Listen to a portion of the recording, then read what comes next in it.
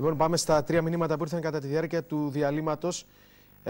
Η κυρία που δεν θέλει να ακούσει το όνομά της στον αέρα λέει πως είναι εργαζόμενη στα προγράμματα βοήθεια στο σπίτι στο Δήμο Θεσσαλονίκης. Αυτή η παράταση αφορά την προηγούμενη παράταση ή βγήκε καινούρια? Όχι, ισχύουν μέχρι το Σεπτέμβριο του 2013. Δηλαδή είναι παράταση και από εδώ και πέρα σε όλους τους Δήμους. 13 χρόνια στον ΟΑΕ, αν μπορώ να βγω στην σύνταξη με αναλογική 53, όχι μετά το 2015 και βλέπουμε. Και τέλος, εσείς που πήρατε 387 ευρώ σύνταξη ΙΚΑ και μου δίνουν 150 ΕΚΑΣ, τόσο λέει δεν το βγάζω, δεν μπορώ να ζήσω με τόσα λίγα λεφτά. Εντάξει, λογικό είναι, αλλά αυτά προβλέπουν αυτό προβλέπει η ελληνική νομοθεσία. Τι να πεις?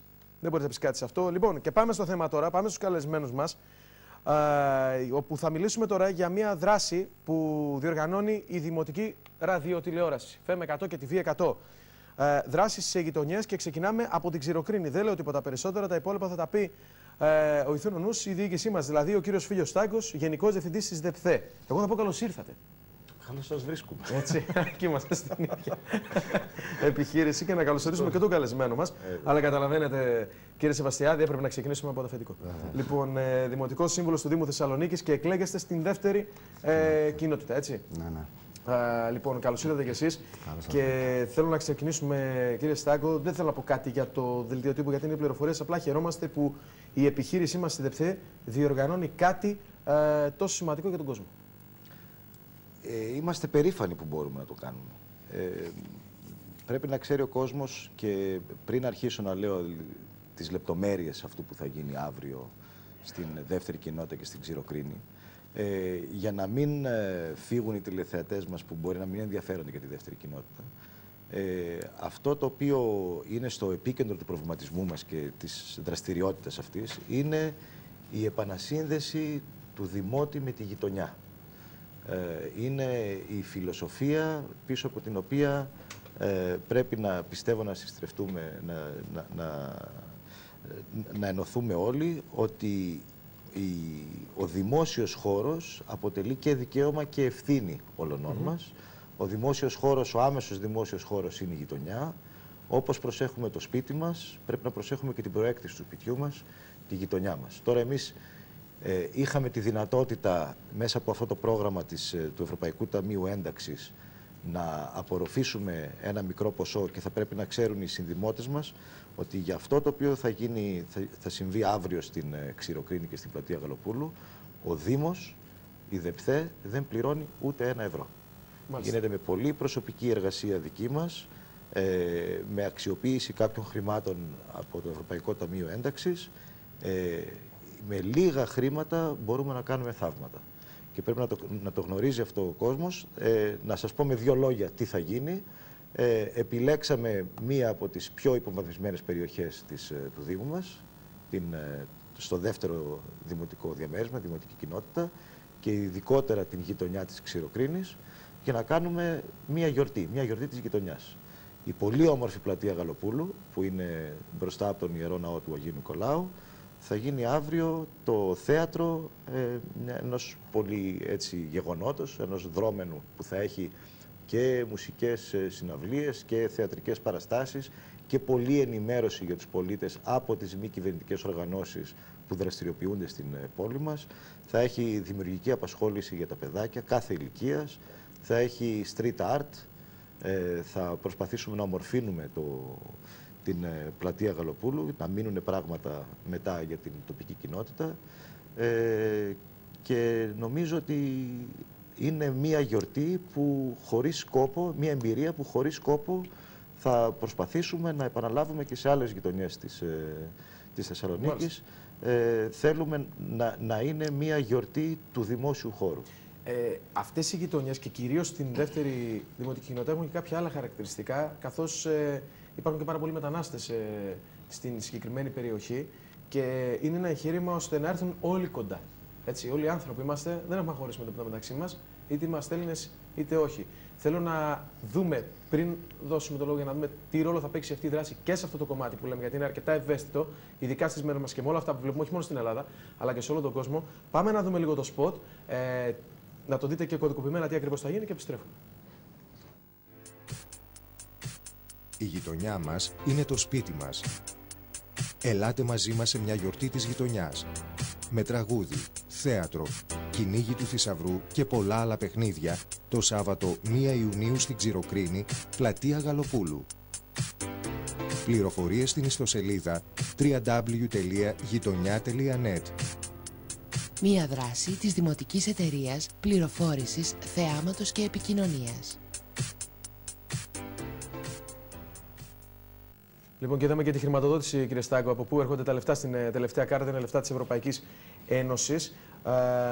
Πάμε λίγο στον κύριο Σεβαστιάδη. Νομίζω ότι έχει ανάγκη η περιοχή.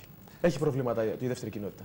Έχει προβλήματα. Μια περιοχή που είναι κατεξοχήν περιοχή προσφύγων από τις αρχές του αιώνα και συνέχεια και ανεπάλληλων κυμάτων.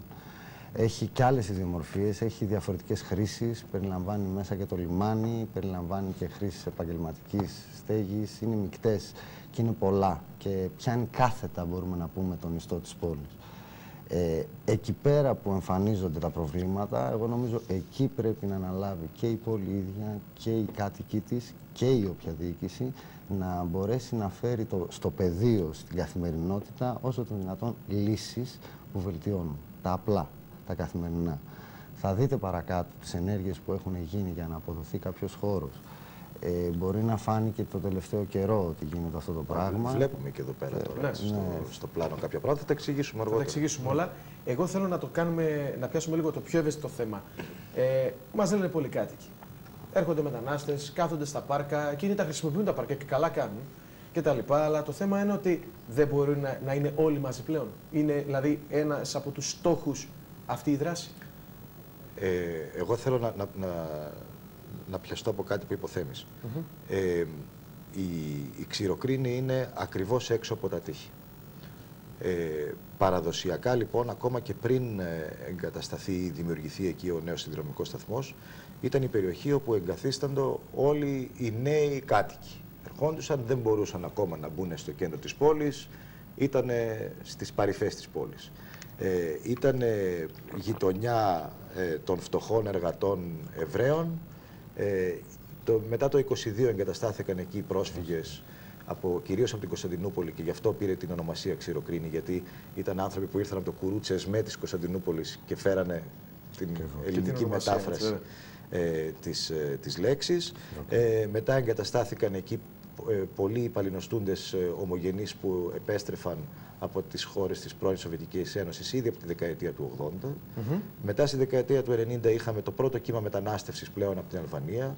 Πιο πρόσφατα έχουμε άλλα κύματα μετανάστευσης από άλλες χώρες.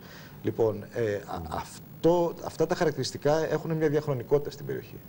Και αυτό έτσι δεν θέλω εγώ να το αποκαλέσω πρόβλημα, αλλά το φαινόμενο της μετανάστευσης είναι πολύ έντονο εκεί και δεν είναι κάτι πρόσφατο. Δεν εξομοιώνω τους παλινοστούντες ή τους πρόσφυγες της μικρασιατικής καταστροφής με την μετανάστευση, αλλά ήταν άνθρωποι που ήρθαν, ξεριζώθηκαν από κάπου και ήρθαν να εγκατασταθούν στην πόλη μας. Αυτή λοιπόν η διαχρονικότητα είναι που μας ενδιαφέρει πάρα πολύ σε αυτή την περίπτωση και θα πρέπει επίσης να λάβουμε υπόψη μας και κάτι το οποίο είναι απολύτως φυσιολογικό και σε πολλές άλλες πόλεις της Ευρώπης, εκεί όπου έχουμε τους συνδρομικούς σταθμούς, που είναι η πύλη εισόδου στις πόλεις, εκεί εγκαθίστανται οι μετανάστες. Αυτό συμβαίνει στη Γερμανία, συμβαίνει στο Βέλγιο, συμβαίνει στη Γαλλία. Δεν θα μπορούσε να μην συμβαίνει και στη Θεσσαλονίκη. Δεν μπορούμε πρέπει να αναγνωρίσουμε ότι το φαινόμενο είναι έντονο στην περιοχή, αλλά πρέπει να αποβάλουμε πιστεύω εγώ, από το λεξιλόγιό μας και από τον τρόπο που λειτουργούμε και σκεφτόμαστε, την ταύτιση της μετανάστευσης με το πρόβλημα. Άλλο φαινόμενο, άλλο πρόβλημα. Σκοπός όμως είναι να ζουν αρμονικά εκεί. Ακριβώς. Και χωρίς προβλήματα. Ακριβώς. Και πράγματι έχει ζητήματα. Έχει ζητήματα ασφάλειας. Εμείς τα γνωρίσαμε τώρα που αρχίσαμε να προετοιμάζουμε το έδαφος για αυτή τη δράση. Υπάρχουν πολλά ζητήματα εκεί. Είναι παρεξηγημένη περιοχή. Είναι πανέμορφη περιοχή η Ξηροκρίνη. Έχει χαμηλό συντελεστή δόμησης, έχει αρκετό πράσινο. Είναι παρεξηγημένη περιοχή. Θέλουμε να αποτελέσουμε ένα από τα στοιχεία που θα μας οδηγήσουν σιγά σιγά σε μια νέα πραγματικότητα που θα είναι πιο ασφαλής και πιο να το πω, σε ένα πνεύμα μεγαλύτερης ομόνοιας απέναντι στα διαφορετικά στοιχεία που κατοικούν στην περιοχή. Θέλω και τη δική σας άποψη, γιατί ζείτε εκεί, δέχεστε τα μηνύματα από τον κόσμο. Τι σας λένε για αυτό το θέμα? Υπάρχει σοβαρό θέμα στο δημόσιο χώρο και αστυνόμευσης και λειτουργίας. Απλά επειδή εγώ πιστεύω ότι η περίοδος είναι τέτοια που μεγάλες βελτιώσεις όσον αφορά την αστυνόμευση, ιδίως ακόμα όσο ισχύει ότι η επετεία και η πεζοδρομιακή πορνεία θεωρούνται πτέσματα, θα δείτε ότι θα επεκτείνεται και σε όλη την πόλη, ειδικά με την επετεία και με αυτούς που γυρνάνε και παίρνουν πράγματα και ψάχνουν να βρίσκουν κάποιες γωνιές μετά για να κάτσουν. Οι λύσεις αυτά είναι όταν τα διαφορετικά πράγματα μπορούν και χρησιμοποιούν τους χώρους, όταν η γειτονιά και η κοινωνία χρησιμοποιεί τους χώρους με εναλλαγή της διαφορετικότητας και συνύπαρξη, μπορεί να καλύψει αυτό το κενό για να μην δίνει αφορμές. Και μετά θα έρθει η αστυνόμευση για να μπορέσει να επιλύσει κάποια πράγματα. Μόνη της δεν θα επιλύσει τίποτα. Έχουν γίνει συνειδητές προσπάθειες και από τη διοίκηση και από την αντιπολίτευση όσον αφορά το θέμα των πορνείων και της στέγασής τους, για να μπορέσουμε να τα οδηγήσουμε σε περιοχές όπου είναι μόνο αποκλειστική χρήση επαγγελματική, έτσι ώστε να μην συνυπάρχουν ζητήματα σπιτιών, σχολείων και τέτοιων πραγμάτων με τα σπίτια. Έχει αποτέλεσμα αυτό, δεν φαίνεται ακόμα γιατί υπάρχουν πολλά προβλήματα αστυνόμευσης και παραβατική συμπεριφορά, ιδίως το βράδυ. Και πέρα από τους οίκους ανοχής, είναι και μια περιοχή που την προτιμούν και όσοι εκδίδονται άλλα στο δρόμο. Πεζοδρομιακή πορνεία. Ακριβώς. Και χθες είχαμε επιχείρηση της αστυνομίας στη Γενιτσό. Μπορούμε να πούμε ότι δύο πράγματα. Να ξεχωρίσουμε την επετεία, την πεζοδρομιακή πορνεία και το γυρίζω γύρω-γύρω και μαζεύω πράγματα από τα σκουπίδια. Εδώ υπάρχουν κυκλώματα συγκεκριμένα και έχει φτάσει η αστυνομία να μιλάει με την Ιντερπολ και με τις αστυνομίες των γειτονικών χωρών για το πώς μπορούν να αντιμετωπίσουν το πρόβλημα. Είναι πολλαπλό. Χρειάζεται υπομονή από τους κατοίκους αλλά και δράση όσον αφορά τον δημόσιο χώρο.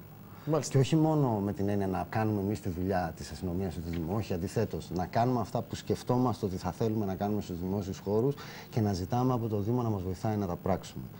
Μόνο έτσι θα μπορέσουμε να καλύψουμε το χώρο και προοδευτικά και δημιουργικά. Θίγεται όμως το θέμα της παιδείας τώρα που είναι τεράστιο και θα το δούμε και μετά. Γιατί πολλά πράγματα φτιάχνονται, αλλά έρχονται κάποιοι άλλοι και τα χαλούν. Και μιλάω για εμάς, τους πολίτες. Έχουμε αποκτήσει και συναδέλφους ρεπόρτερ στην περιοχή. Ναι, έχουμε αποκτήσει συναδέλφους ρεπόρτερ στην περιοχή. Ταυτόχρονα με αυτή τη γιορτή που έχουμε ετοιμάσει για αύριο στην πλατεία Γαλοπούλου, αύριο το απόγευμα, θα το επαναλάβω αρκετές φορές για να το εμπεθώσουμε. Επιλέξαμε να κάνουμε και ένα εργαστήρι. Και αντί να κάνουμε εργαστήρι κυπουρικής ή εργαστήρι μαγειρικής για τους νέους της περιοχής, επιλέξαμε από τη στιγμή που έχουμε εμείς τη γνώση εδώ στην Δημοτική Ραδιοτηλεόραση να κάνουμε ένα εργαστήρι δημοσιογραφίας. Και το αποκαλέσαμε ο ρεπόρτερ της γειτονιάς. Τι κάναμε λοιπόν? Ρωτήσαμε, βρήκαμε νέους Έλληνες και μη που μένουν στην περιοχή και τους εκπαιδεύσαμε για 3 εβδομάδες στη δεοντολογία τη δημοσιογραφική και στις τεχνικές του ραδιοτηλεοπτικού ρεπορτάζ και τους δώσαμε τα εργαλεία και λίγο χρόνο από τον μηχανισμό παραγωγής που έχουμε εμείς εδώ στην Δημοτική Τηλεόραση για να κάνουν οι ίδιοι μόνοι τους το ρεπορτάζ για τον τόπο που τους αφορά. Και είχαμε πολύ καλά αποτελέσματα. Θα μπορέσουμε να τα δείξουμε αύριο στην πλατεία Γαλοπούλου αυτά τα ρεπορτάζ. Έχουμε 4 μεγάλα ρεπορτάζ, που δηλαδή σε ομάδες δούλεψαν αυτοί οι νέοι.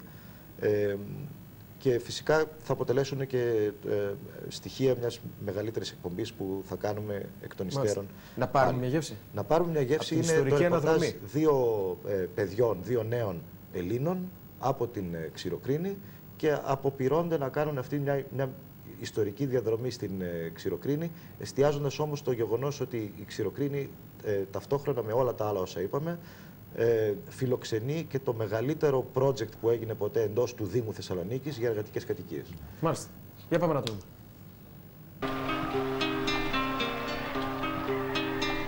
Το μεγαλύτερο συγκρότημα εργατικών κατοικιών που έγινε ποτέ στο Δήμο Θεσσαλονίκης φιλοξενείται στην Ξηροκρίνη. Χτισμένες στη δεκαετία του 70 με τη μορφή πρότυπου οικισμού, οι 4 12όροφες πολυκατοικίες αποτελούν έως και σήμερα σημείο αναφοράς για την περιοχή. Ο συλλογισμός αυτός είναι κτισμένος εδώ και πολλά χρόνια. Εδώ κάποτε, αυτά εδώ πέρα που βλέπετε όλα ήταν παράγκες. Ήταν οι Οβραίοι. Και από εδώ και από πάνω μεριά. Έρθαν κάποιες κυβερνήσεις, τα καταδαφίσανε, τα κάνανε κατοικίες. Και μένει τώρα ο κόσμος και το κοινό.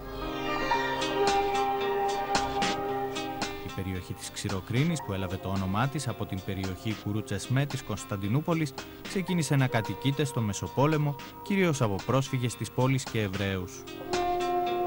Το 1944 τότε οι Γερμανοί μαζέψανε τους Εβραίους όλους τους ανθρώπους και τους στείλανε στη Γερμανία.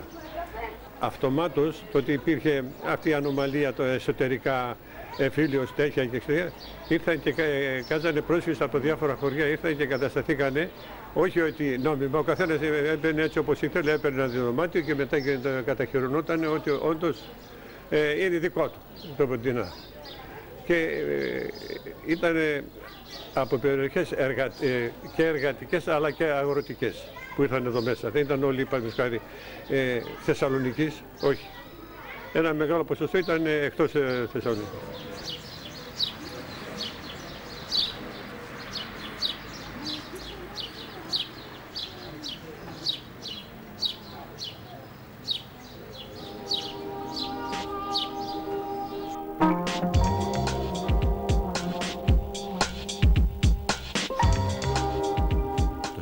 Το 1958 οι κάτοικοι της περιοχής έχτισαν με τα ίδια τους τα χέρια τον Ιερό Ναό Αγίου Νικολάου.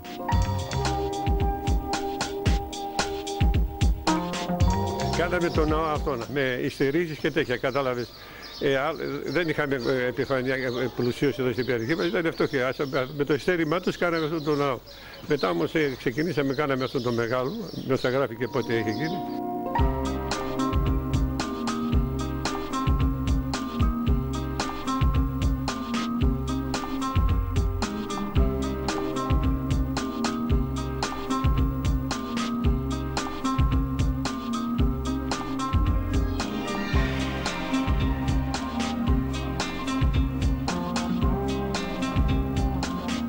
Τα όμορφα σπιτάκια που υπήρχαν τα χαμηλά, με τις ωραίες αυλές, τις περιποιημένες, την μαρμάρινη βρύση που τότε συγκεντρώνονταν ο κόσμος εκεί, ήταν τόπος συνάντησης και ξενιασιάς. Υπήρχαν επίσης στην περιοχή μας 2 θερινοί κινηματογράφοι που ήταν τόπος χαράς, καθημερινής χαράς και γλεντιού. Είχαμε αλάνες που παίζανε τα παιδιά. Βέβαια όλα αυτά αλλάξανε. Γίνανε πολυκατοικίες.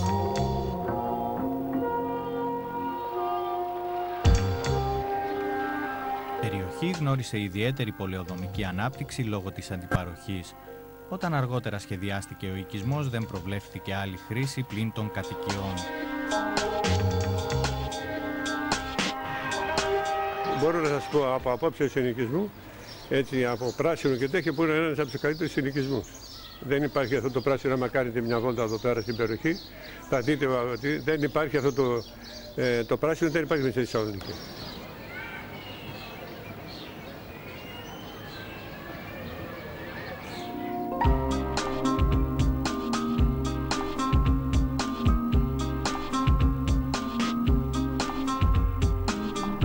Οι κάτοικοι επισημαίνουν την πολυχρωμία της περιοχής, καθώς υποδέχθηκε στο διάβα των χρόνων παλινοστούντες ομογενείς, αλλά και μετανάστες από διαφορετικές εθνότητες και κουλτούρες. Από ό,τι είναι, από ό,τι ήταν, μείναν το τρίτο. Περισσότεροι φύγαν και αυτοί έτοιμοι να φύγουν στη Γεωργία.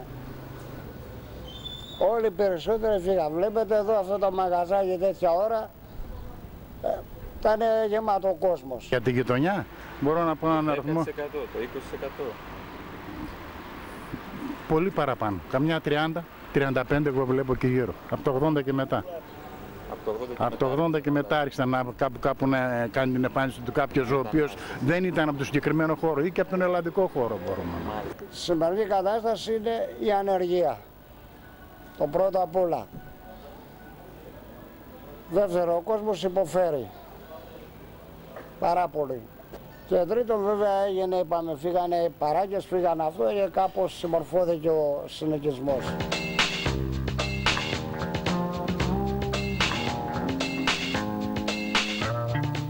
Στριμωγμένη ανάμεσα στο σιδηροδρομικό σταθμό και τον άξονα της οδού Λαγκαδά, η γειτονιά της Ξηροκρίνης εξακολουθεί σε πείσμα των δυσκολιών να εκπέμπει τη μοναδική γοητεία της.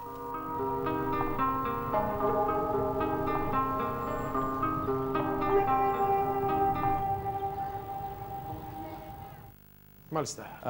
Αυτό ήταν το ρεπορτάζ των ρεπόρτερ των εργαστηρίων, του Εργαστηρίου Δημοσιογραφίας που έχει δημιουργηθεί εκεί. Εγώ θέλω να πω ότι μπορείτε να στέλνετε και τα μηνύματά σας όπως κάνετε για το δεύτερο διαμέρισμα. Έχουμε Δημοτικό Σύμβουλο εδώ, οπότε θα του τα δώσουμε για να τα προωθήσει εκεί που πρέπει εντός του Δήμου. Κύριε Στάγκο, να πούμε ότι σε όλη αυτή την δράση η Δημοτική Ραδιοτηλεόραση συνεργάζεται με την Πράξης.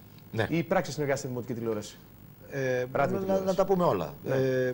Είπαμε λοιπόν ότι είναι ένα πρόγραμμα που χρηματοδοτείται από το Ευρωπαϊκό Ταμείο Ένταξης. Για το συγκεκριμένο πρόγραμμα ο leader ήταν ο Δήμος Αθηναίων. Διεκδίκησε κάποια χρήματα, υπέβαλε μια πρόταση και την κέρδισε, εγκρίθηκε αυτή η πρόταση και είχαν την επιλογή να κάνουν 7 δράσεις σε 7 γειτονιές της Αθήνας. Αντί λοιπόν να κάνουν 7 δράσεις σε 7 γειτονιές της Αθήνας, κάνουν 6 δράσεις σε 6 γειτονιές της Αθήνας και μας ρώτησαν αν θα θέλαμε να χρησιμοποιήσουμε κι εμείς ένα μικρό ποσό για να κάνουμε μια δράση στη Θεσσαλονίκη και φυσικά είπαμε ναι. Έχουμε μια πολύ καλή συνεργασία με το αδερφό, να το πω έτσι, την αδερφή εταιρεία στην Αθήνα, την Δημοτική Εταιρεία Ραδιοφωνίας της Αθήνας, την ΔΕΡΑ, με το ραδιόφωνο το 984. Εμείς αναμεταδίδουμε και 3 ώρες πρόγραμμα καθημερινά από το 984. Αλλά δεν κάνουμε μόνο αυτό. Ορίστε, τα αποτελέσματα αυτής της συνεργασίας μας δώσανε τη δυνατότητα να απορροφήσουμε και εμείς ένα κομμάτι αυτού του ποσού που το είχαν διεκδικήσει για να κάνουμε μια δράση στη Θεσσαλονίκη. Εμείς επιλέξαμε εκ των υστέρων την δεύτερη κοινότητα ως μία από τις πιο υπομορφισμένες περιοχές του Δήμου, την περιοχή της Ξηροκρίνης και για την ομορφιά που μόλις είδαμε ότι έχει και φυσικά στην εκτέλεση πλέον της δράσης, αυτά τα οποία δεν μπορούμε να αναλάβουμε εμείς, κοιτάξαμε να δούμε με ποιους μπορούμε να συνεργαστούμε. Η μη κυβερνητική οργάνωση Πράξης είναι παρούσα στο πεδίο, στην κοινωνία, κάνει έργο καθημερινά εκεί που κρατικές δομές δεν υπάρχουν. Και είναι πολύ αξιόλογη η προσφορά τους. Για το αυριανό δρόμενο, εκτός από την Πράξη, μας βοηθάνε και τα παιδιά ενδράσεις, αλλά και άλλες συλλογικότητες της πόλης μας.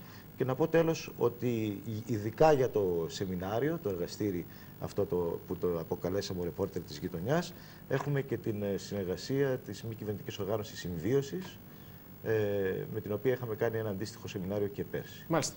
Πάμε να δούμε λοιπόν τι λέει εκπρόσωπος της μη κυβερνητικής οργάνωσης Πράξης.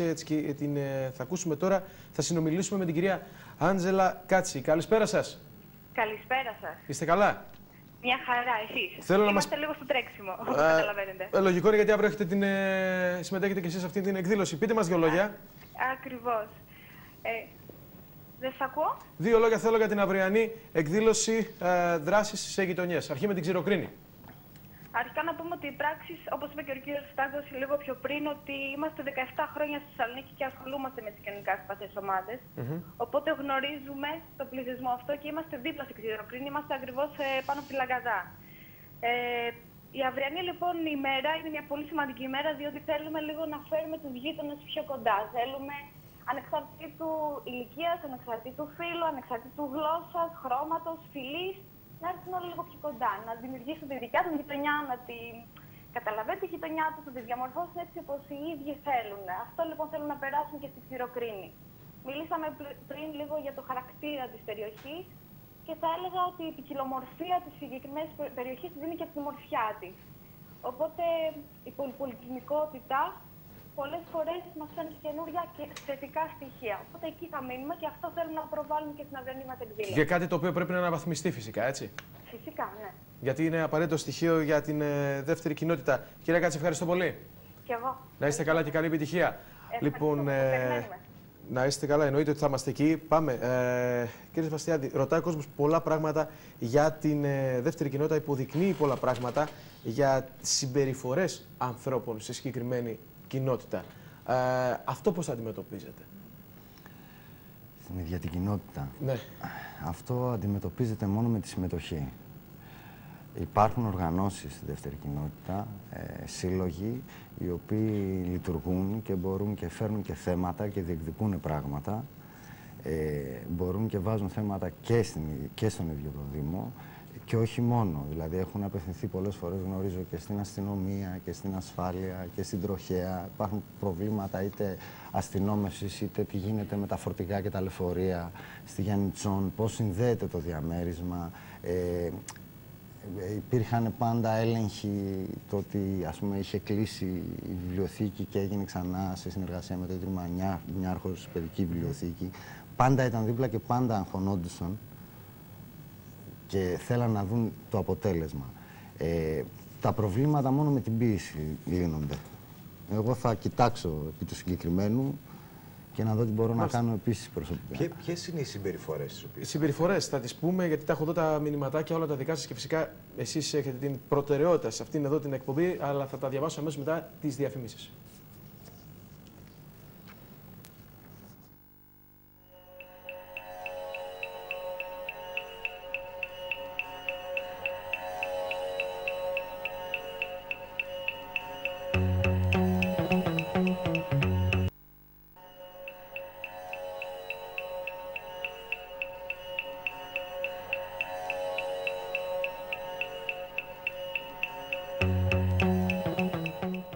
Λοιπόν, συνεχίζουμε την κουβέντα μας για την δράση που πρόκειται να γίνει αύριο στην Ξηροκρίνη. Μια δράση την οποία διοργανώνει το Δημοτικό Ραδιόφωνο και η Δημοτική Τηλεόραση. Και θέλω να ξεκινήσω αυτή την φορά με τον Δημοτικό Σύμβουλο, με τον κύριο Σεβαστιάδη, και να πω το εξής. Ακούστε τώρα τι λέει ο κόσμος. Για παράδειγμα, λέει ότι όλα τα αυτοκίνητα είναι παρκαρισμένα πάνω στο πεζοδρόμιο της Μαργαροπούλου, δεν τα βλέπει τροχιά και η Δημοτική Αστυνομία. Ένα πρόβλημα, ας πούμε. Έτσι, που είναι συνηθισμένο. Και δεν έχετε το πρόβλημα να το έχετε μόνο εσείς. Έτσι. Παντού. Ναι. Λοιπόν, στο πάρκο κοντά στη Λαϊκή της Νεαπόλεως, είναι επώνυμο, αλλά δεν θέλει η κυρία να ακουστεί το όνομά της.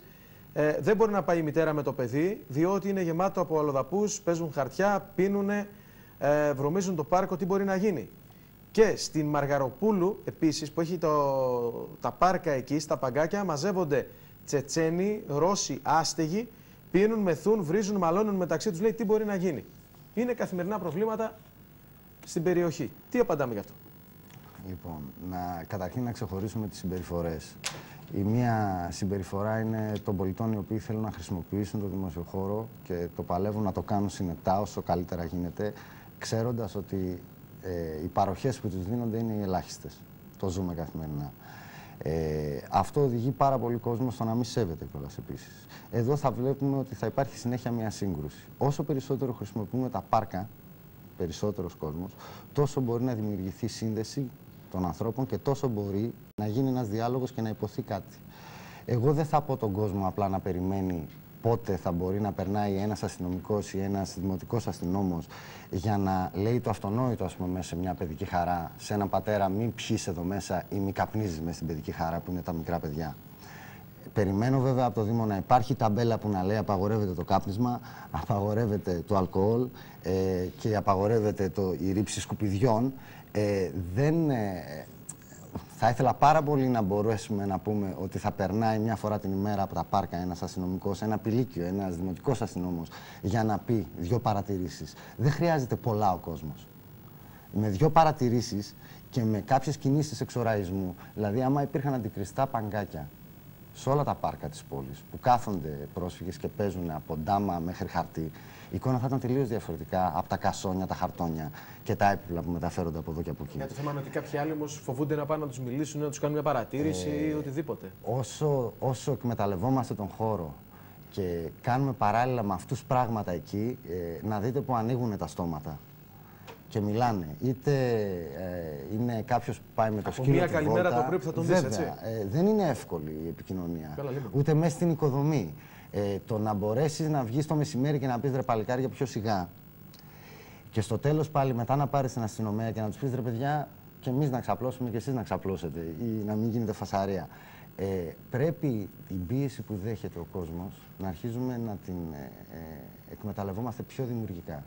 Γιατί άμα μέσα από αυτή την πίεση μόνο αντιδράσουμε, δεν θα φέρουμε αποτέλεσμα. Μπορεί να ξεσπάσουμε για 2 λεπτά. Για το παιδί μας όμως που θέλουμε να μπορέσουμε να πάμε στο πάρκο, πιστέψτε με, και ένας που φαίνεται περίεργα και μιλάει άλλη γλώσσα, όταν δει ένα μωρό το ίδιο γκίλι θα του έρθει να κάνει και να χαμογελάσει. Και απλά θέλει μια προσπάθεια συνδυασμένη. Σκοπός να προκληθεί ηρεμία και όχι περισσότερη ένταση. Έτσι, γιατί θα και αυτό γίνεται μόνο με τη χρήση. Έτσι. Κύριε Στάκο. Εγώ θέλω να πω το εξής. Καταλαβαίνω 100% τους συνδημότες μας και συμπολίτες μας, οι οποίοι ορισμένες φορές αγανακτούν ή έρχονται σε απόγνωση με τέτοιου είδους καταστάσεις. Και το ξέρουμε όλοι, είναι πάρα πολύ λεπτές ή μάλλον θολές οι διαχωριστικές γραμμές της μίας συμπεριφοράς από την άλλη. Να σας δώσω ένα παράδειγμα. Έχουμε από τη μία συμπεριφορά ενός κόσμου ο οποίος έχει συνηθίσει διαφορετικά. Ήρθε από την πρώην Σοβιετική Ένωση, εκεί τα πάρκα πραγματικά κατοικούσε ο κόσμος στα πάρκα. Γιατί όμως?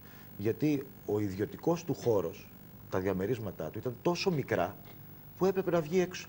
Όπως βλέπουμε στις ελληνικές ταινίες. Στις ελληνικές ταινίες του 60, ο κόσμος, ακόμα και μέσα στις πόλεις, στις παρυφές της Αθήνας, ξέρω εγώ, που θυμόμαστε, από τις ταινίες, ζούσαν σε παράγκες. Η αυλή, η γειτονιά ήταν η προέκθεση του σπιτιού μας. Αυτή τη συνήθεια φέραν αυτοί. Αυτό πρέπει να το διαχωρίσουμε από το ότι υπάρχουν παραβατικές συμπεριφορές, ειδικά ας πούμε στην πλατεία Γαλοπούλου. Εγώ που τον τελευταίο καιρό με αυτή την αφορμή επισκέφθηκα πολλές φορές, γνωρίζω. Έχουμε μια ολοκαίνουργη παιδική χαρά, παραδόθηκε πέρσι, με τα πάντα. Πληρεί όλες τις προδιαγραφές ασφάλειας, τα ISO κτλ. Και καμιά φορά επιλέγουν άνθρωποι άστεγοι εκεί πέρα να πηγαίνουν να κοιμούνται εκεί που κανονικά θα έπρεπε να έχει παιδάκια. Καταλαβαίνω αυτή την αγανάκτηση, αλλά να διαχωρίσουμε το ένα από το άλλο. Αυτό που λέει ο Θέμης είναι, συμφωνώ απόλυτα, πρέπει να βγούμε στο δημόσιο μας χώρο, να τον διεκδικήσουμε δημιουργικά, να καταλάβουμε ότι η ζωή μας θα ομορφύνει εάν δεν είμαστε κλεισμένοι μέσα στους 4 τοίχους, αλλά ομορφύνουμε το περιβάλλον μας. Άρα δεν είναι κακό να υπάρχουν άνθρωποι στις πλατείες μας. Το θέμα είναι τι κάνουν αυτοί οι άνθρωποι. Έτσι. Και φυσικά μια δημοτική αρχή, λυπάμαι, αλλά δεν μπορεί να λύσει το πρόβλημα της παραβατικότητας και του εγκλήματος. Όχι, απλά υπάρχει έγκλημα. Υπάρχει διακίνηση ναρκωτικών. Υπάρχει έγκλημα. Αυτό είναι υπόθεση της αστυνομίας. Αλλά και ο κόσμος. Ναι. Και όχι μόνο εκεί. Το έγκλημα και γενικά αυτή η παραβατικότητα είναι σε ευρύ πεδίο συνολικά στην πόλη. Δεν είναι δηλαδή μόνο εκεί προνόμιο. Γίνεται στα πάρκα, γίνεται σε ανοιχτούς χώρους. Και θέλω να... Και σε όλη τη Θεσσαλονίκη, όχι μόνο στο Ναι, δηλαδή κινούνται στην πλατεία δικαστηρίων. Τα 3 τελευταία χρόνια ξεκινήσαμε από 20 ανθρώπους και το καλοκαίρι, να μου το θυμηθείτε, θα φτάνουμε στους 60 που θα κοιμούνται στην πλατεία δικαστηρίων γιατί έχει φως και γρασίδι. Είναι μια συνολική αντιμετώπιση και καλώς πρέπει να το διαχωρίσουμε. Απλά πάλι οι πολίτες πρέπει να βγούμε έξω και με δημιουργικό τρόπο να κερδίσουμε το χώρο. Σωστό. Δεν υπάρχει άλλος τρόπος για να κερδίσουμε το χώρο. Θέλει και ένα χέρι ίσως ο πολίτης λίγο από κάπου να κρατηθεί για να βγει και νομίζω ότι τέτοιες εκδηλώσεις βοηθούν προς αυτή την κατεύθυνση. Αυτή είναι και η φιλοσοφία. Εγώ θέλω να προσθέσω το εξής. Ειδικά η Ξηροκρίνη είναι μια πανέμορφη γειτονιά, είναι παρεξηγημένη. Υπήρχαν πολύ έντονα περιστατικά στο αστυνομικό δελτίο και πριν από 6 χρόνια, σε αυτή την πλατεία που πάμε αύριο να κάνουμε τη γιορτή, πριν από 6 χρόνια 2 ανήλικα παιδιά, 16 και 17 χρονών, έχασαν τη ζωή τους από ένα μαχαίρωμα. Για ασήμαντη αφορμή, για ένα παιχνίδι μπάσκετ. Αυτό είναι ένα τραύμα. Αυτό επιβαρύνει το κλίμα στην περιοχή. Αυτό έχει οδηγήσει πάρα πολλά παιδιά σήμερα της ίδιας ηλικίας να μην χαίρονται το δημόσιο χώρο. Αυτή την εικόνα θέλουμε να την ανατρέψουμε. Αλλά οι αλλαγές δεν γίνονται από μια στιγμή στην άλλη. Και θα δούμε, δεν το είδαμε σήμερα, αλλά θα το δούμε αύριο. Ένα από αυτά τα ρεπορτάζ ασχολείται με το συγκεκριμένο περιστατικό, δηλαδή επανεξετάζει 6 χρόνια αργότερα όλο αυτό το τραύμα που δημιούργησε. Και να σας πω ότι τέτοιου είδους τραγικά συμβάντα μπορούν να αποτελέσουν και το ένασμα, την αφορμή για να δημιουργήσουμε πράγματα. Γιατί υπάρχουν οι νεαροί οι οποίοι μετά από αυτό το έγκλημα, τη σφαγή, δημιούργησαν δομές καλλιτεχνικές για να απασχολούνται δημιουργικά οι νεαροί της ηλικίας αυτής και με πολύ καλά αποτελέσματα. Τα πράγματα δεν είναι άσπρο-μαύρο. Εάν τα περιμένουμε όλα από τρίτους να τα διορθώσουν, δεν θα διορθωθούν γιατί έχουμε και εμείς ένα μερίδιο της δουλειάς. Πάντως να πω ότι πέρα από αυτή την εκδήλωση έχει δοθεί προς δημόσια χρήση και μεγαλύτερη έκταση της πλατείας με εργασίες οι οποίες έγιναν, τις βλέπουμε. και έχει αυξηθεί ο χώρος της πλατείας, έτσι. Ναι, αυτό ήταν μια δική μας επιδίωξη. Δηλαδή, πηγαίνοντας εκεί πέρα στην πλατεία Γαλοπούλου, διαπιστώσαμε ότι ένα μεγάλο κομμάτι της ήταν περιφραγμένο από το Δήμο και το χρησιμοποιούσε ο Δήμος από χρόνια. Είναι αυτό που βλέπουμε. Ναι, βέβαια. Αυτό είναι το τελευταίο φορτίο που φεύγει από τη συγκεκριμένη μάντρα οικοδομικών, δομικών υλικών του Δήμου. Έτσι, αυτά τα πράγματα τα αφαίρεσε ο Δήμος κατόπιν δική μας παρένεσης, έχει αδειάσει ο χώρος και συμβολικά αύριο θα ρίξουμε και την τελευταία περίφραξη για να μεγαλώσει ο δημόσιος χώρος. Για να δώσουμε περισσότερο χώρο στους κατοίκους, στα παιδιά της γειτονιάς, να παίζουν και να χαίρονται το δημόσιο χώρο και να προσπαθήσουν μέχρι ότου δημιουργηθεί φυσικά και ένα σχέδιο και οριμάσει η χρηματοδότησή του από το Δήμο για την οριστική ανάπλαση.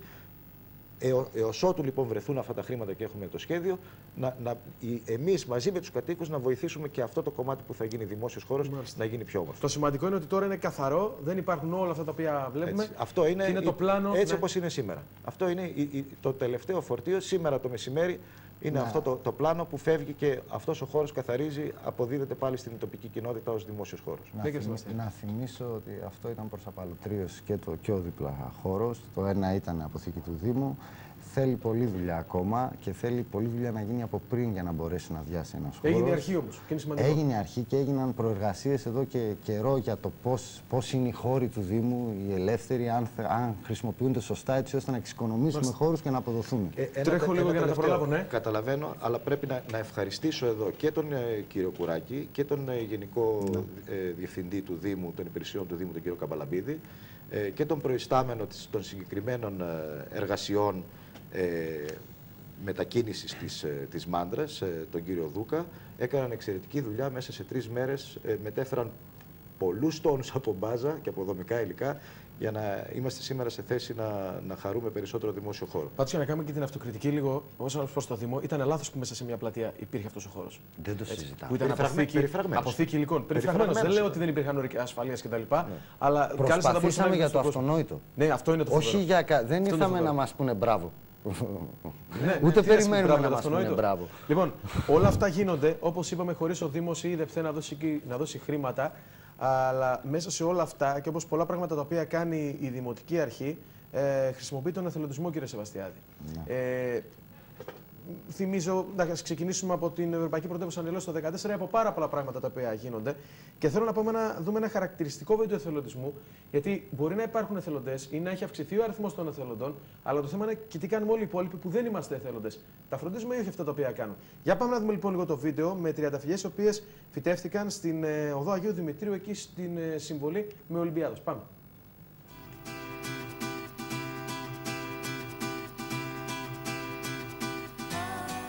Καλοπισμό με δεκάδες τριανταφυλιές της νησίδας Πρασίνου στη συμβολή των οδών Αγίου Δημητρίου και Ολυμπιάδος απέναντι από το νοσοκομείο Γεννηματάς ανέλαβε η τρίτη δημοτική κοινότητα σε συνεργασία με τις αρμόδιες υπηρεσίες του Δήμου Θεσσαλονίκης. Σήμερα φυτεύουμε τριανταφυλιές που μας τις δώρισε το φυτόριο του Δημητριάδη από τη Νέα Ιωνία Θεσσαλονίκης. Διαλέξαμε κίτρινα, πορτοκαλί, έντονα χρώματα σε αυτό το άτονο σημείο της πόλης και θα τα φυτέψουμε με εθελοντές. Ο σκοπός είναι να ενεργοποιήσουμε καταρχήν τον κόσμο, να δουν ότι έχουν τη δυνατότητα να μορφύνουν το χώρο τους, να έχουν συμμετοχή, έστω και αν δεν μπορούν να το παρακολουθήσουν μετά και θα το φροντίζει η γνωστή συντήρηση του Δήμου, αλλά τουλάχιστον να νιώσουν ότι μπορούν να δώσουν μια νέα πνοή και ένα χρώμα στο χώρο. Η φύτευση πραγματοποιήθηκε από εθελοντές της περιοχής. Φυτεύουμε τις τριανταφυλιές μας, να είναι έτσι όλο το πάρκο μας ωραίο. Να κατεβαίνουμε, να περνάμε και να μας κοβολάει. Εθελοντής με βοηθάω κι εγώ να ομορφύνουμε την πόλη. Τι φυτεύουμε σήμερα? Φυτεύουμε τριανταφυλιές που είναι πολύ όμορφες και μυρίζουν και ωραία. Μέσα στις επόμενες μέρες θα πραγματοποιηθούν ανάλογες δράσεις από την τρίτη δημοτική κοινότητα. Ωραία τα έκαναν, ωραία τις φύτεψαν, ομόρφη είναι η περιοχή. Ποιος θα πει το αντίθετο? Να περάσουμε σε 2-3 μέρες, κύριε Σεβαστιάδη, να τα δούμε. Πώς θα είναι? Θα βρεθεί ένας να πει να ρίξω ένα μπουκαλάκι νερό, ρε παιδί μου, έτσι, να το ποτίσω, δεν χάλασε ο κόσμος. Ειδικά σε αυτές τις δράσεις, οι οποίες πηγάζουν από τις ίδιες τις γειτονιές, τα ίδια τα διαμερίσματα, εγώ πιστεύω θα κρατηθούν πολύ περισσότερο καιρό. Θα χρειαστεί να ξαναγίνουν για να εδραιωθούν πολλές φορές ακόμα. Αλλά δεν είναι κάτι το οποίο ήρθε από πάνω προς τα κάτω. Υπάρχει κόσμος στις γειτονιές, υπάρχει κόσμος στην πόλη, ο οποίος θέλει να προσφέρει, θέλει να βελτιώσει την καθημερινότητά του Και ως τώρα, είτε αυτό λέγεται διοίκηση, είτε αυτό λέγεται κράτος, είτε αυτό λέγεται δήμος, θα έλεγα μόνο γραφειοκρατικά εμπόδια επιφέρει. Γίνεται μια προσπάθεια συνειδητή τα 2 τελευταία χρόνια. Γίνεται. Να πούμε κάτι. Να αντιστραφεί αυτό το πράγμα. Αν λείπει από κάποιο από το σπίτι του μια τριανταφυλλιά, θα πάει να πάρει αυτή που βρίσκεται στο παρτέρι. Γιατί αυτό γίνεται. Εμείς πιάσαμε πολίτες από τη Χάνθη να τραβάνε τα λουλούδια να τα πάρουν να τα βάλουν σπίτι τους. Εντάξει, ωραίο είναι. Θέλω να γεμίσουν με λουλούδια τα μπαλκόνια τους κτλ. Αλλά έχει φυτόρια ο Δήμος, μπορείς να πας και να πάρεις. Γίνεται συνέργεια, μπορεί και να μοιραστούν. Άμα υπάρχει μια οργανωμένη δράση, δηλαδή άμα 10 άνθρωποι, 15 άνθρωποι θέλουν να εξοραίσουν λίγο τη γειτονιά τους, το ζήτημα είναι πώς θα τους υποδεχτεί ο Δήμος σαν τμήμα εθελοντισμού, ναι, και πώς θα πάρει όλη τη γραφειοκρατία για να τους βοηθήσει να καταφέρουν αυτό που έχουν στο μυαλό τους. Αυτός είναι ο στόχος. Είναι το ελάχιστο. Να δώσω και άλλα μηνύματα. Μένω πίσω από τη Μαργαροπούλου, Ρεγκούκου και Γόντσε. Αν το διαβάζω σωστά. Ζούνε Γεωργιανοί, το άλλο δεν μπορώ να το πω, αν δεν αντιλαμβάνεστε γιατί. Με παράνομα τσιγάρα, τι άλλο λέει, δεν μπορούμε να μιλήσουμε, μας βρίζουνε. Τι μπορεί να γίνει στην Ξηροκρίνη, οι καθαριστές έρχονται όποτε θέλουν. Μας λένε ότι δεν μπορεί να καθαρίσει. Οι αλλοδαποί μετά τις 4 ώρα το απόγευμα γυρνάνε, λέει, από τους κάδους και μαζεύουν τα σκουπίδια κτλ. Και κάνουν όλα αυτά που πρέπει να κάνουν. Τι μπορούμε να κάνουμε, λέει, έχουμε απειβδίσει. Τα άλλα, όχι, το άλλο δεν αφορά. Θα τα μεταφέρουμε όλα τα μηνύματα, νομίζω τα ξέρετε κιόλας, έτσι, δεν ακούτε κάτι για πρώτη φορά. Γνωρίζω ότι ο Δήμαρχος Καθαριότητας, ας πούμε, φτάσανε μεικτά κλιμάκια να σταματάνε αυτούς με τα καροτσάκια και να τους τα παίρνουν με το δικαιολογητικό της παρακόλλησης κυκλοφορίας. Ναι, πρέπει να βρουν αφορμή, γιατί κλοπή από τα σκουπίδια δεν υπάρχει στο. Υπάρχει πρόβλημα όσον αφορά το νομοθετικό, δεν υπάρχει ιδιοκτησιακό καθεστώς για τα σκουπίδια. Το ότι δεν μπορούμε να πάρουμε αποφάσεις γρήγορα, αυτό είναι άλλο θέμα. Εκεί έχει και το νομοθετικό σώμα μια ευθύνη και εμείς το τι ζητάμε από αυτούς εν τέλει και πόσο γρήγορα κινούνται. Γιατί όσο δεν επικαιροποιήσει τις καταστάσεις και τους νόμους, τόσο θα μένουν άχρηστα. Εκτός αν δούμε ποιοι είναι οι επιχειρηματίες που λιμένονται στη συγκεκριμένη κατάσταση για να καταλάβουμε γιατί δεν εφαρμόζονται οι νόμοι. Κύριε Σάκο, θέλω την τελευταία κουβέντα για αύριο. Θα το ξαναπούμε λίγο για να κλείσουμε. Θα μου δώσεις όμως και τη δυνατότητα να πω κάτι ακόμα σε σχέση με τον εθελοντισμό. Πρέπει ακόμα ως κοινωνία να κατακτήσουμε την έννοια του εθελοντισμού. Δεν την έχουμε κατακτήσει. Δεν είναι θετικά φορτισμένη η έννοια του εθελοντισμού. Για αυτούς που δεν προσφέρουν λίγο από τον ελεύθερο τους χρόνο για το κοινωνικό σύνολο, αυτοί που το κάνουν είναι κορόιδα. Ή είναι αυτοί που κάνουν δουλειές που κανονικά θα έπρεπε να πληρώνονται. Δεν είναι έτσι τα πράγματα. Δεν θα είχαν γίνει Ολυμπιακοί αγώνες αν δεν υπήρχε εθελοντισμός. Δεν θα υπήρχαν πολλά πράγματα. Δεν θα είχαμε φεστιβάλ κινηματογράφου χωρίς τον εθελοντισμό. Ο εθελοντισμός είναι μια έννοια που πρέπει ακόμα να κατακτήσουμε και αυτά που άκουσα από τον Θέμη Σεβαστιάδη ως στόχοι πολιτικής είναι πολύ σωστά. Ο Δήμος πρέπει να διευκολύνει όσους θέλουν να προσφέρουν στο κοινωνικό σύνολο αυτό το one-stop shop που είπε. Και ότι να τα σεβόμαστε και όλοι οι υπόλοιποι. Να βάλω το θεμέλιο της λογικής αυτής. Η κοινωνία των πολιτών, οι εθελοντές, είναι πολύ πιο μπροστά από τους θεσμούς. Είναι στην πραγματικότητα, είναι στην πρωτοπορία. Αν εμείς προσπαθήσουμε να τους ακολουθήσουμε σαν διοίκηση, σαν κράτος, σαν Δήμος, το αποτέλεσμα μπορεί να είναι εκπληκτικό. Φτάνει να μην προσπαθούμε είτε να τους καπελώνουμε, γιατί και αυτά πρέπει να τα πούμε, και να οφείλουμε να λέμε ότι όταν υπήρχαν λεφτά, αυτός ήταν ο στόχος, η εκμετάλλευσή τους και να εφαρμόσουμε κάποια πράγματα. Όπως αυτά τα μεγάλα που γίνανε που δεν γινόντουσαν. Πρέπει να το αντιστρέψουμε. Και κάτι ακόμα, με συγχωρείς Παναγιώτη, είναι ντροπή να τσουβαλιάζουμε όλους τους αλλοδαπούς συνδημότες μας και να τους αποδίδουμε συμπεριφορές οι οποίες είναι πράγματι παραβατικές, καμιά φορά το είπα και πριν εγκληματικές, να τους κατηγορούμε συλλήβδινοι για τέτοιου είδους συμπεριφορές. Είναι ντροπή αυτό το πράγμα. Μετά τις 5 αύριο στην πλατεία Γαλοπούλου. Μετά τις 5 αύριο στην πλατεία Γαλοπούλου, ό,τι έγινε με τις τριανταφυλλιές θα γίνει και αύριο, θα μοιράσουμε και φυτά, 500 γλαστράκια στους δημότες για να βάλουν, εκτός από αυτά που θα φυτέψουμε εκεί, να βάλουν στα μπαλκόνια τους. Και κάτι τελευταίο, που θα έχει μουσική, θα έχει θέατρο, θα έχει δημιουργική απασχόληση για παιδιά, θα είναι μια γιορτή της γειτονιάς. Θέλουμε να ζωντανέψουμε την Ξηροκρίνη και να την ομορφύνουμε. Ένα τελευταίο που δεν αφορά την Ξηροκρίνη. Αύριο και μεθαύριο στο γήπεδο του Απόλλωνα Καλαμαριάς από τις 6 ως τις 9.30 το 4ο τουρνουά ποδοσφαίρου των θεραπευτικών προγραμμάτων απεξάρτησης είναι δωρεάν. Θέλουμε να επιβραβεύσουμε τους συμπολίτες μας που κάνουν αυτή την προσπάθεια, την κάνουν για τον εαυτό τους, αλλά αντανακλά στο κοινωνικό σύνολο. Και ας έχουμε για όσους είναι ανατολικά μια θετική σκέψη για αυτό το τουρνουά ποδοσφαίρου των απεξαρτηθέντων. Ευχαριστώ πολύ, κύριε Σεβαστιάδη. Ευχαριστώ πολύ, κύριε Διευθυντά. Θα τα ξαναπούμε. Εμείς πάμε σε ένα σύντομο διαφημιστικό διάλειμμα. Επιστρέφουμε με τα δικά σας τηλεφωνήματα και με την επόμενή μας καλεσμένη. Πάμε.